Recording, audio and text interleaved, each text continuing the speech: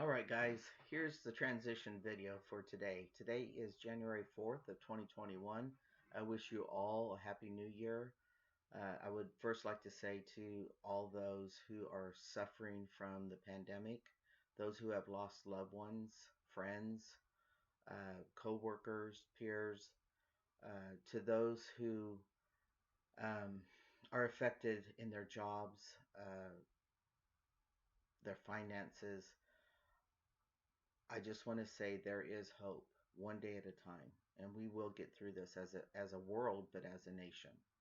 Um, so real quick, I want to talk about some things in transition. Uh, so I had the pump put the erection rod taken out and a pump put in on November, I believe, 4th. And so I'm 2 months today post-op.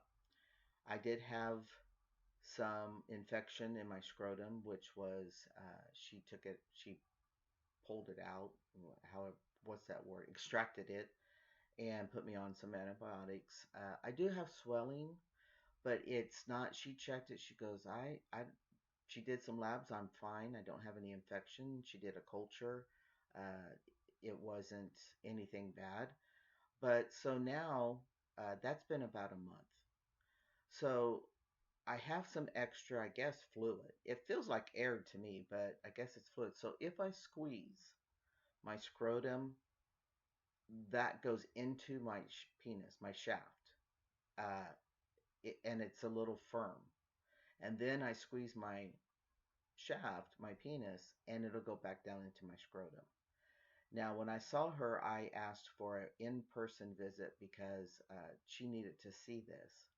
And so she was going to consult Dr. Chen in San Francisco because she's never seen it. And I said, well, sometimes that could be a challenge to the medical society, but I'm going to do a video for her and send it to her so she can send it to Dr. Chen and see if he's ever known this. Now, I'm not hurting. It doesn't bother me. I don't have any kind of infection. She's already tested that.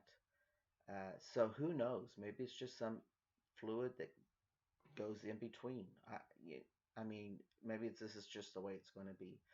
Honestly, I like it because it just fills the sack out a little bit more. It's not all, anyway. But I don't think that's anything to worry about. But where I am with the surgery. Also, too, I've been meaning to forget to tell you guys what I found. For those who have let's just say it in the layman's terms, sticky balls during the summer when you sweat or anytime. Uh, I have found if you rub yourself in coconut oil, not real thick, I mean, just put some in your hands and rub it on. I don't have any problems at all. And because I have a little fat in my legs, the thighs kind of are close together. That's the problem I would have. They would get right there and then they'd stick and I'd have to pull it out. I was told by a male my age that that is common in all males. So it's not just because um, I'm transgender. So that's something that I have found uh, that really helps. It's just coconut. I just put a little dab on my finger and I rub it one side and do the other side, and I'm not fine. And then sometimes if it's really, I'm sweating a lot, I'll put some on my inner thigh just in case I missed a spot. That being said, I've been meaning to say that for a long time. Uh, I'm just, oh, you guys don't see this, and I'm not going to show you just because I'm a little vain about it. But I'm receding. I had, from my first videos how thick my hair was. Now I have thin hair, but I'm also balding right there in the crown. Yep. I never knew it until one day I was looking, I got a mirror and looked behind and went, oh my God. And Tony would tell me that I was losing hair, but she didn't tell me I was balding. And I am. I'm going to be one of those guys that are going to be bald in the crown. Uh, my mom told me that my brother-in-law, Tracy, my sister, cut his hair and he's totally bald there. And he had a head full of hair too. But Anyway, it is what it is. It comes from the mother side. My mom, said, "Well, I don't remember." I said, "Mom, you don't know your uncles when they were older. You didn't see them, so you don't know." But yeah, so that's something that I have been meaning to tell you guys and been forgetting to tell you guys. And I also developed one of those rolls in the back of my neck that I used to couldn't stand to look at other guys that had them. I was like, what in the world? How did that happen? How did that happen? I don't know, but it happened to me. And remember what I told you, reap what you sow? So I have found in life, if not that I judged people, but I just went, ooh, it's happened to me. And I'm like, oh gosh, okay, I've learned my lesson. I got it. Some things you just can't explain. But yeah, so that's the things that's going on with me. I am trying to do a shot every 2 weeks now, just because they become really painful. And I did try the gel; it did not work for me. My body did not absorb it. Uh, so so far, this is the first week. There for a while, last week I think it was, I started asking myself, man, I'm really like sensitive. I found tearing up really easy. And I thought, okay, is that a sign that I've got too much T and it's starting to convert to E? And so I said, I'm just going to go every 2 weeks, not just because of the shot. And I thought, I wonder if this 2 week regimen will help that to where, it kind of wears down and then I get a big dose of it, but then it'll plateau out and be smooth for 2 weeks. I don't know. We'll see. I'm going to try it. And one of the reasons, not just because of the shots that I'm trying it, is that I just cannot be wasteful. And I told you in one of my earlier videos, I just found out after 9 years of giving me shots. Yeah, it was my 9 years last month on my birthday. Uh, that the single dose little bottles, the ones I'm getting, they have a purple stripe at the top. Uh, they don't have preservatives in it, so it's only a one use thing. No one ever told me that. I never looked at the bottle because I knew, you know, I didn't think about having to look at the bottle. Honestly, I see testosterone depot, and that's what I depot, and I knew that's what I needed to take. So I was throwing away half of a, I was throwing away over half of what was in the bottle. I'm on 60 mil every week, or 60 mil. Yeah, 60 mil every week. Uh, and I just couldn't stand throwing that away. So I thought, well, if I go every 2 weeks, I can do one big shot, 2 doses, and only throw a little away. So that's just the way I am. If it doesn't work out for me, I'll go back to 1 week. I'm sure Kaiser can afford, the waste. Evidently, they can. Or they would be asking, hey, let's put some preservatives in it so we're not wasting.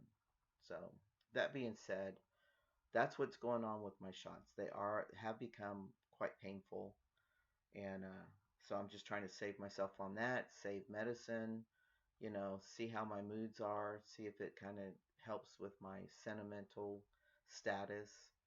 Uh, Everything else in life is good. I haven't come out to any neighbors around here. Don't plan on it. Just want to live my life. Uh, I do find myself being saddened, that life is still this way for a lot of us. I don't understand it. Um, but when I look at how my brother is, if I was to judge, if I was going to be anything like him being raised in my home and being male, I wouldn't want to. I think I got the better end of the stick there. But when I confided in a fellow CO, a male, about my identity before I even transitioned, um, and told him my theory was maybe I would have turned out just like my dad. He said, "No, I disagree with that." He said, "I think you would have had the same spirit you have now, and your spirit, you're the person you are now, couldn't be like that. And I really felt comforted by that, thinking here's a male, and he was very very. That's I was a little nervous coming out to him, but he was one of the guys that I hung out with a lot. He was very stereotype male in the gym, buff body, blonde hair, blue eyes. I never knew how he thought. I know that he uh, believed in God and all that, but it was very comforting for him to say that to me. So we really don't know why our paths are dictated the way they are in things that we can't control. I do know when I reflect back on my life and think about where I was and where I am now, I do appreciate my life because, again, it made me challenge myself to be a better human being, to not fall victim to the victimization uh, mentality. I could have easily done that. I could have felt sorry for myself all my life, but I didn't, and I still don't. I welcome my path because it even enhanced who I am today. It made me stronger as an individual. It pushed down those walls of black and white and made me understand that there is gray in the world and it's okay. My dad and my aunts and uncles were very firm on black and white mentality. And although all my family knows now my sexual orientation prior to transitioning was uh, gay, same sex, they their main comments to me were, well, you've always had a relationship with God, you've always depended on God, and that's what we have to fall back on. Not that they accept what that it's right, but they just let it go. And because we live, they're in Tennessee and I'm here, it's easier for them not to have to deal with me, should I say.